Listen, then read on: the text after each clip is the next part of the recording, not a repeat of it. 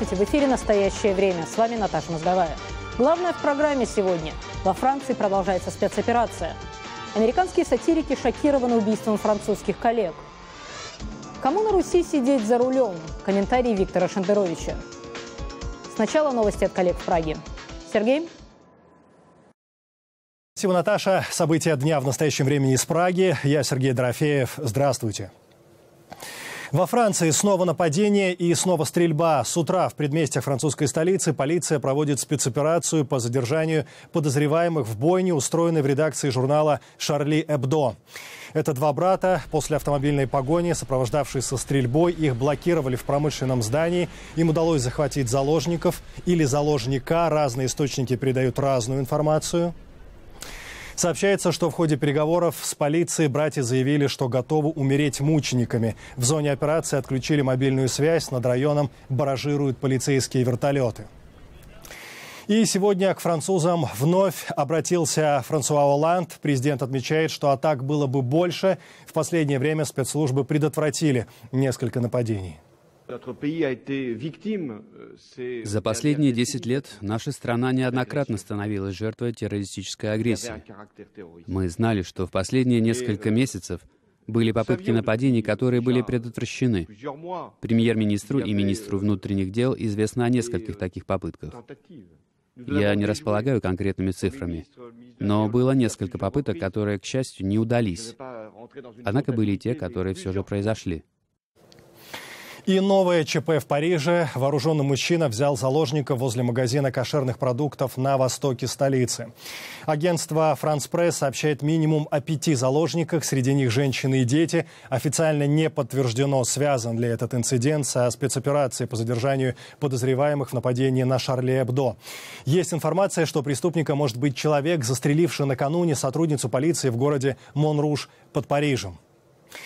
И в память о 12 жертвах нападения на редакцию журнала ненадолго погасла Эйфелева башня. В стране продолжается трехдневный траур, флаги приспущены. К посольствам Франции во всем мире, в том числе и в Москве, несут цветы и свечи. Репортаж Рейтер.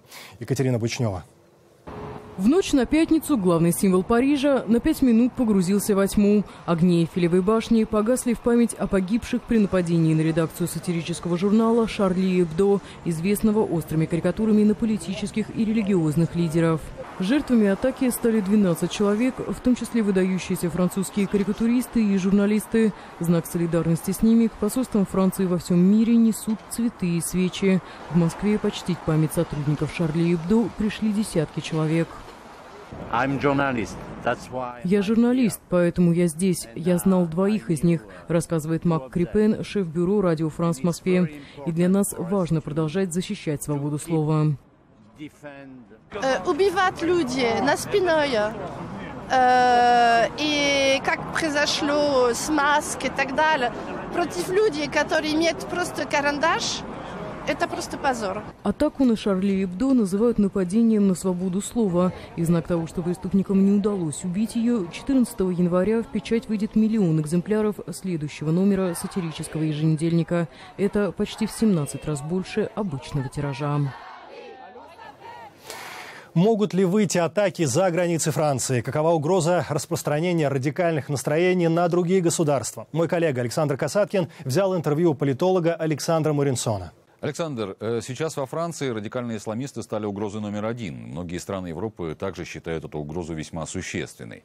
На ваш взгляд, какие регионы мира наиболее уязвимы сейчас для радикальных исламистов?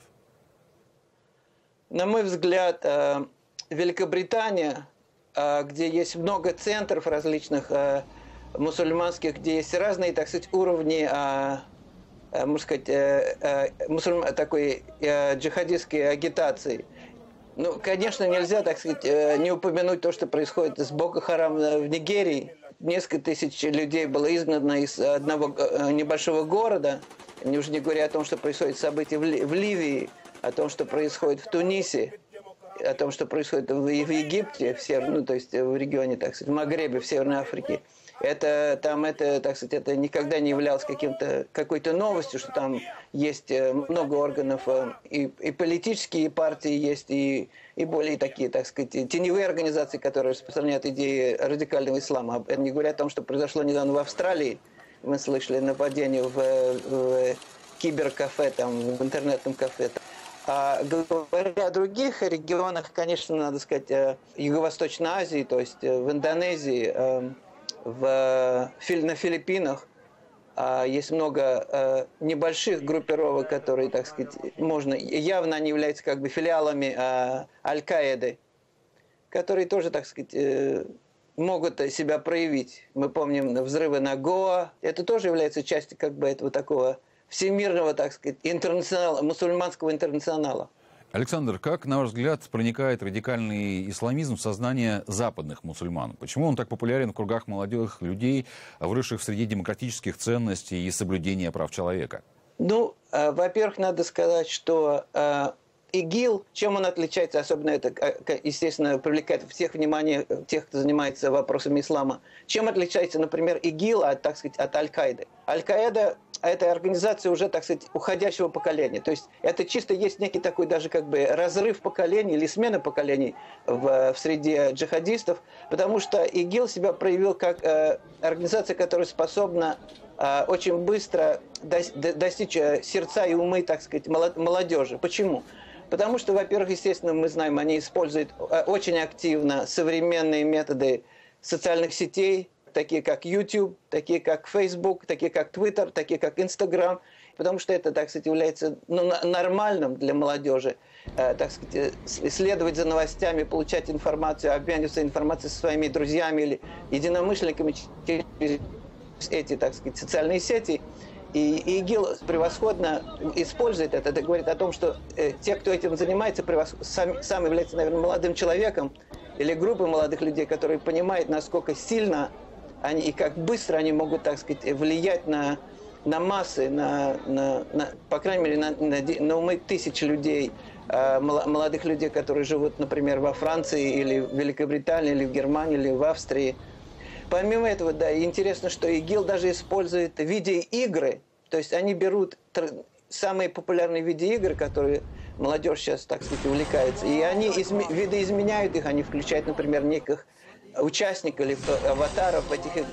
Это одно. Второе, что если мы говорим о современной ситуации в плане того идеологического пространства, в котором живет молодежь, вообще не только мусульманская молодежь, но вообще не чувствует своего, так сказать, определения или самовыражения, так сказать, своей идентификации. Поэтому, когда такие, например, идеи, которые просты с одной стороны, а с другой стороны они говорят о каких-то великих или грандиозных как бы изменениях, которые люди могут совершить, присоединившись к такой борьбе, например, за дело ислама, они чувствуют как бы частью какого-то великого процесса или какого-то глобального, какого-то революционного, так сказать, изменения.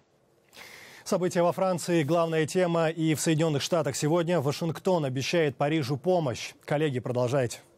Сергей, в Госдепартаменте сообщают об обмене информацией с французскими правоохранительными органами, однако детали пока не разглашаются. То, что нам известно, братья Шериф и Саид Куаши числились в американской базе данных о террористах. В 2011 году старший брат Саид провел несколько месяцев в Йемене, где встречался с представителями Аль-Каиды и учился пользоваться огнестрельным оружием. Пока неизвестно, кто стоит за организацией самого теракта и отдавал ли братьям приказ кто-то извне. Американские сатирики шокированы убийством французских коллег. Телеведущие и карикатуристы осудили атаку на редакцию «Шарли Эбдо» как попытку задушить свободу слова. Как многие из вас знают, сегодня во Франции произошла ужасная трагедия. 12 человек были убиты, потому что сатирическая газета опубликовала шутки, которые некая группа посчитала оскорбительными. В среду в 11:30 по местному времени в Париже террористы открыли огонь, убив 12 человек в редакции сатирического издания «Шарли Эбдо». Свобода слова в буквальном смысле оказалась под огнем. Мы сатирики. Я сатирик, который, в частности, работает с этой темой. Это страшно, когда некоторые люди говорят: «Не шути про это». Телевизионные комики, которые зарабатывают на жизнь, рассказывая шутки, выступили в защиту прав своих коллег, убитых за то, что рассказывали свои. Свобода слова хороша тем, что может возникнуть такой конфликт, который можно разрешить словами. обычно. Том Тоулс, карикатурист из газеты «Вашингтон-Пост», удостоенный Пулитцеровской премии. В насилии против журналистов нет ничего нового, говорит он, но этот случай особый. Это определенно беспрецедентная атака на карикатуриста и почти не имеющая аналогов атака на журналистику, которая произошла на рабочем месте журналистов. Произошло нечто почти неслыханное на Западе. В этой стране мы принимаем как должное наше право шутить над чем-то неприкасаемым или священным. Но после сегодняшней трагедии в Париже мы очень глубоко прочувствовали, что это право, за которое по какой-то непостижимой причине люди вынуждены умирать. Чуждая концепция для американских сатириков, которые могут говорить почти что угодно о ком угодно.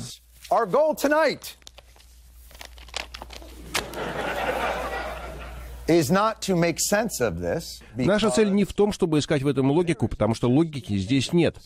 Наша цель, как всегда, жить дальше, сохранять спокойствие и не останавливаться, или как там говорят в вашей общаге.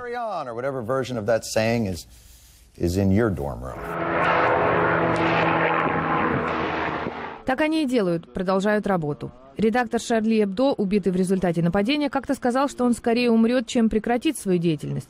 Прозвучавшие выстрелы стали напоминанием, что есть люди, которые готовы убить, чтобы эту работу остановить. А вот реакция российского художника-карикатуриста Андрея Бельжо. Он поговорил с нами о нападении на редакцию газеты «Шарли Эбдо» по телефону. Что касается этой истории, то моя позиция при всем моем гуманизме и либерализме довольно твердая, довольно жесткая. Если люди пришли в какой-то мир, в какое-то общество, в некое пространство культуры, они так или иначе должны соблюдать и подчиняться этому пространству культуры, этому миру. На слово есть только одно противоядие, другое слово. На картинку есть только одно противоядие, другая картинка. Кровь не может быть решением вопроса. Никогда, никаким образом. В этом смысле российское общество, оно расколото, и от этого становится грустнее, грустнее и грустнее с каждым днем. Меня огорчила реакция общества, потому что общество при всем кошмаре происшедшего остается не единым, а как-то по-прежнему расколотым, потому что, если, например, низкие говорят о том, что грех кровопролития равен греху провокации, то это чистое предательство и пособничество убийству, потому что так не бывает. Говоря о свободе слова, о дозволенном и недозволенном, в разговоре об исламе в Госдепартаменте призывают власти Саудовской Аравии, ближневосточного партнера США, пересмотреть и отменить, цитирую, «жестокое наказание блогера Раифа Бадауи, которого приговорили к 10 годам тюремного заключения и 1000 ударом палкой». За что? За создание либерального интернет-сайта в поддержку религиозного диалога, который был трактован судом как вероотступничество. Сергей, вам слово. После визита очередного гуманитарного конвоя обстрелы на востоке Украины усилились. Применялось тяжелое вооружение, минометы, системы залпового огня «Град». Кто нарушил перемирие и можно ли в принципе говорить, что есть некие договоренности о прекращении огня, когда практически каждый день приносят известия о новых жертвах? Позиция Киева у пресс-секретаря СНБО Украины Андрея Лысенко.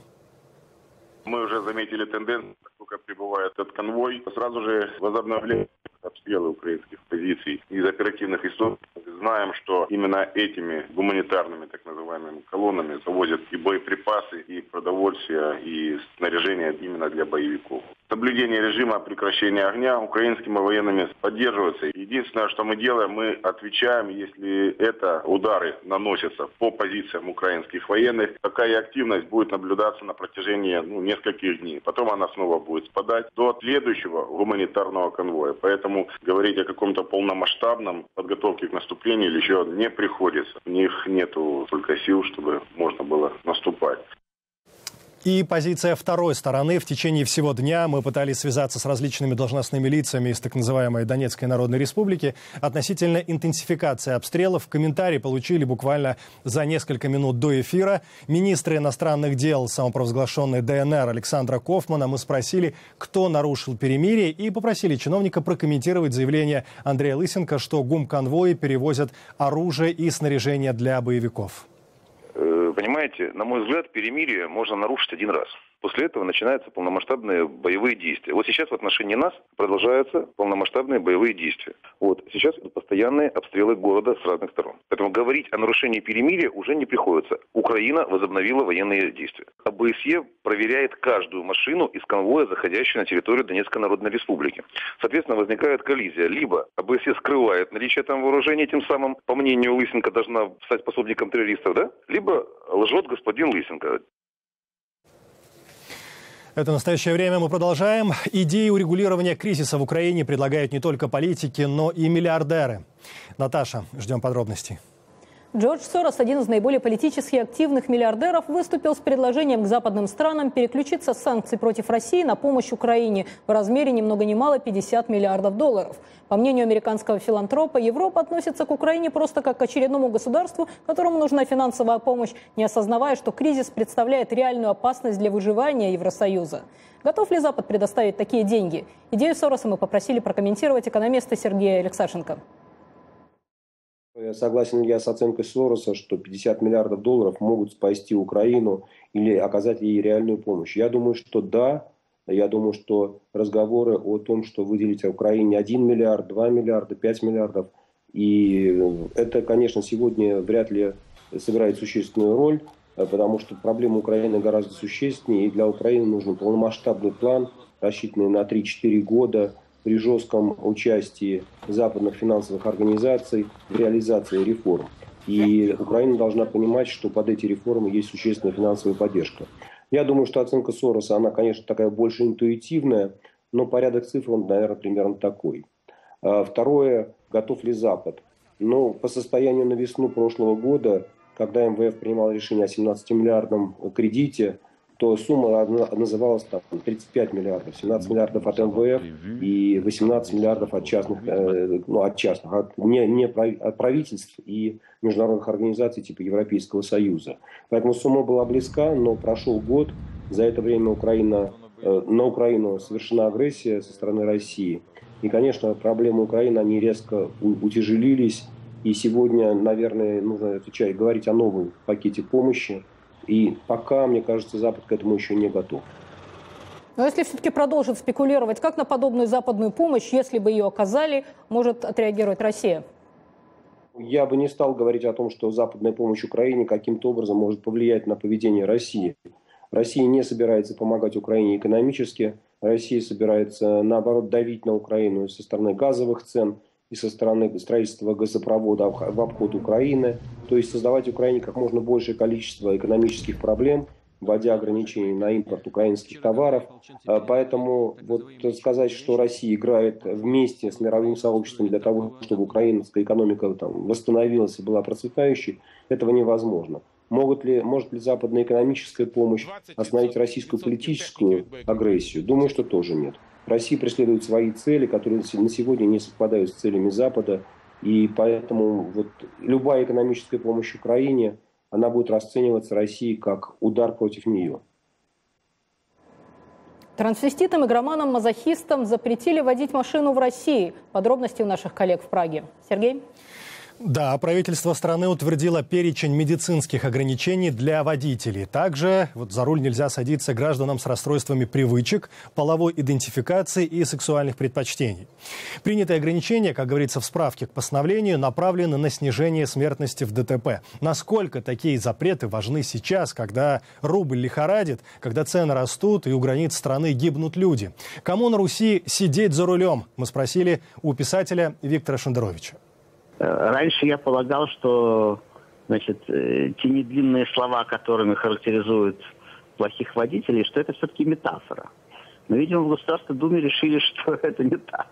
И по инерции люди ждут, что что-то надо пошутить про это, да? Ведь зачем мне звонят? Чтобы какая-то шутка.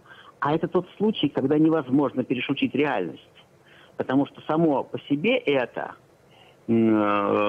гипербола, мощнейшая. Вот если бы я хотел напрягся бы и сидел придумать, какой бы идиотский закон придумать в шутку, то, наверное, я бы придумал, что трансвеститам нельзя за руль. Ну вот, наверное, может быть, я бы догадался до этого, но вряд ли. Вы еще, Виктор, вы не догадались бы до того, что запретить надо водить тем, кто еще не определился, к какому полу принадлежит. То есть как мужчина, да, а может быть, хочет быть женщиной. Видимо, это может передаться на сцепление и тормоз, да, и газ. То есть человек может, если он вообще такой нерешительный, что не решил, какого он пола, то он может и газ с тормозом перепутать. В этом во всем есть какая-то логика, но эта логика совсем больная. Совсем больная. И самое удивительное, что дна не видно. Ежелец предупреждал, что когда он достиг дна, снизу постучали. И я все жду, когда же мы достигнем все-таки того дна, когда снизу не постучат. Меня вот очень интересуют методы имплементации, применения этого закона. Как они будут определять потенциальных геев от геев, которые уже существуют? Вы знаете, вообще... я думаю, это можно смело доверить бойцам внутренних войск наших, и, так сказать, и нашей полиции, и нашим гаишникам. Я верю. Появилась еще одна кормушка. Если раньше человек доказывал, что он не верблюд, то теперь он должен будет доказывать, что он не гей. Это каким образом на местности будет происходить проверка, я даже затрудняюсь предположить в нашем разговоре. Я человек застенчивый. Но, видимо, они придумают какие-то способы проверки. А вы машину водите, Виктор? К счастью, нет. Я еще не определился. Десятки команд со всего мира соревнуются в искусстве создания скульптур изо льда на ежегодном фестивале в китайском Харбине. Репортаж Рейтер, рассказывает Екатерина Бучнева. На 20-градусном морозе десятки скульпторов из разных стран работают дрелями и стамесками, превращая глыбы замерзшей воды в произведение искусства. В самом холодном городе Китая, Харбине, проходит 31-й ежегодный фестиваль снега и льда. Суши участвуют в нем уже не в первый раз. В этом году он создает скульптуру под названием «Засада». С одной стороны, участие в конкурсах помогает мне постоянно совершенствовать свои навыки, рассказывает Суши. А с другой, мне действительно нравится это делать. Это как макияж для женщин. Сколько бы они ни красились, они никогда не устают.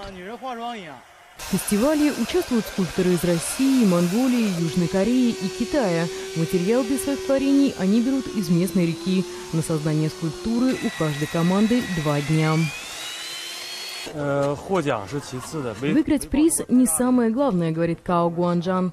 Я не жду слишком многого. Я просто хочу улучшить свое артистическое видение и свои навыки. Посетители смогут полюбоваться ледяными скульптурами до конца февраля. И вновь время передавать слово в Вашингтон. Коллеги. Самая масштабная в истории эпидемия лихорадки Эбола продолжается уже 2-й год, и ученые по всему миру трудятся над созданием вакцины против этого вируса. По данным Всемирной организации здравоохранения, с декабря 2013 года, когда в Западной Африке началась вспышка, вирусом заразились более 20 тысяч человек. Более 8 тысяч из них скончались. Наш корреспондент расскажет о 2 вакцинах, которые находятся в разработке. Эти исследователи работают над созданием вакцины, предназначенной для борьбы с лихорадкой Эбола. Лаборатория в окрестностях Рима принадлежит фармацевтическому гиганту GlaxoSmithKline или GSK. Над вакциной против вируса Эбола работают несколько команд. Все они ускорили производственный процесс в связи со срочной потребностью в лекарстве и огромным количеством людей, жизням которых угрожает смертоносная лихорадка. В ноябре GSK заявила, что первое испытание вакцины прошло успешно, и она дала иммунный ответ у всех 20 здоровых взрослых добровольцев. Вакцина GSK стимулирует выработку антител, а также вызывает иммунную реакцию у некоторых клеток, которые уничтожают инфицированные клетки. Доктор Рикардо Кортеза возглавляет лабораторию. Вирус Эбола невозможно контролировать с помощью вакцины, которая только стимулирует выработку антител. Есть веские доказательства, что традиционных вакцин недостаточно. Наша же вакцина также стимулирует другой важный отдел иммунной системы, который стимулирует T-клетки, способные распознавать и уничтожить зараженные клетки. Комбинация двух стратегий эффективна в борьбе против Эболы. В компании отмечают, что прежде чем вакцина будет готова к массовому применению, понадобятся дополнительные испытания. Другой фармацевтический гигант Мерк объявил о возобновлении испытаний вакцины, известной под кодовым названием VSV-ZEBOV, которые были приостановлены в прошлом месяце после того, как несколько добровольцев пожаловались на небольшие боли в суставах. Сейчас испытания продолжаются с меньшими дозами вакцины. Ситуация в Западной Африке привела к формированию необычных альянсов. На недавнем форуме в Вашингтоне президент Мерк Джули Гербердинг заявила, что даже конкурирующие компании работают вместе. Сейчас возникли несколько уникальных альянсов, причем некоторые из них между традиционными конкурентами. Несколько вакцин находятся в разработке и уже проходят клинические испытания. Это увеличивает вероятность того, что хотя бы одна из них окажется эффективной. А если даже не одна, то тем лучше. Это повысит шансы на то, что множество людей смогут пройти вакцинацию, и эпидемии будет положен конец. Это также будет означать, что в мире никогда больше не произойдет столь масштабной эпидемии Эбола, как сейчас. Америка отметила 80-летие Элвиса Пресли. Король рок-н-ролла ушел из жизни, когда ему было всего 42 года, но его поклонники во всем мире до сих пор верят в легенду о том, что Элвис жив, а в гроб вместо него положили муляж из воска. Александр Панов подробнее о человеке, ставшем американским символом и иконой современной музыки.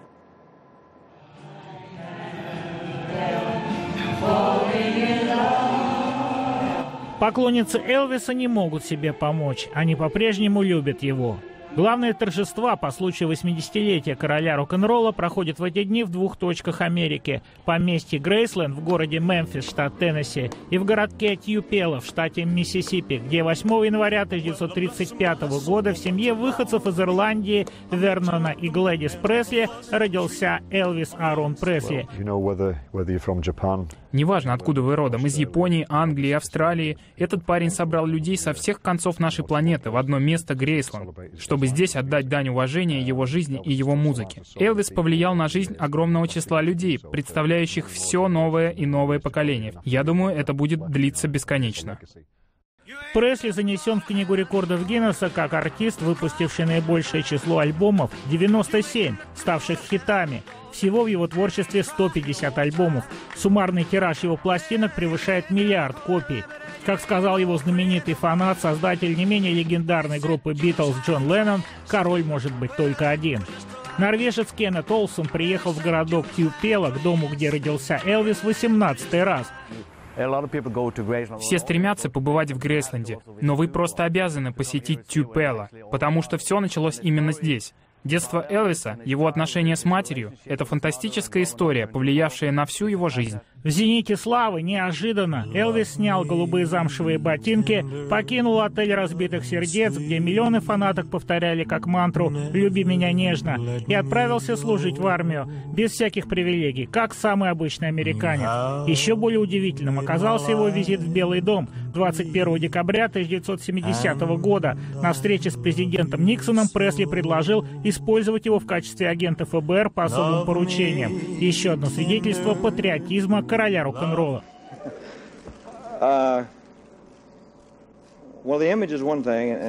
Имидж — это одно, а человеческая сущность — совсем другое.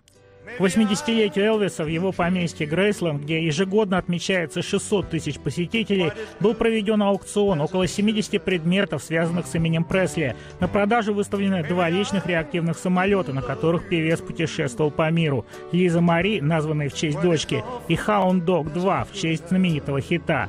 До сих пор самые преданные фанаты Элвиса верят в то, что 16 августа 1977 года он не умер от сердечного приступа по официальной версии или от злоупотребления транквилизаторами и наркотиками по неофициальной. Его якобы до сих пор периодически видят на Бали, в Гаа, других экзотических местах планеты. Легенда жива. Просто, как объявляли зрителям по окончании его концерта, Элвис покинул это здание. Александр Панов, Андрей Дегтярев. Настоящее время. Олимпийский комитет США выбрал Бостон в качестве города, который будет бороться за право принимать летнюю Олимпиаду в 2024 году. Президент Обама заявил: «Бостон научил нас всех, что значит быть по-бостонски сильными». Конкурентами города выступят Рим и, возможно, Берлин или Гамбург. Сергей, до следующего эфира. Спасибо. Мы благодарим коллег в Вашингтоне и всех наших зрителей. Смотрите нас в эфире своих национальных телеканалов. Настоящее время вновь наступит уже завтра. Точнее, в понедельник. Я Сергей Дорофеев. Всего доброго. До свидания.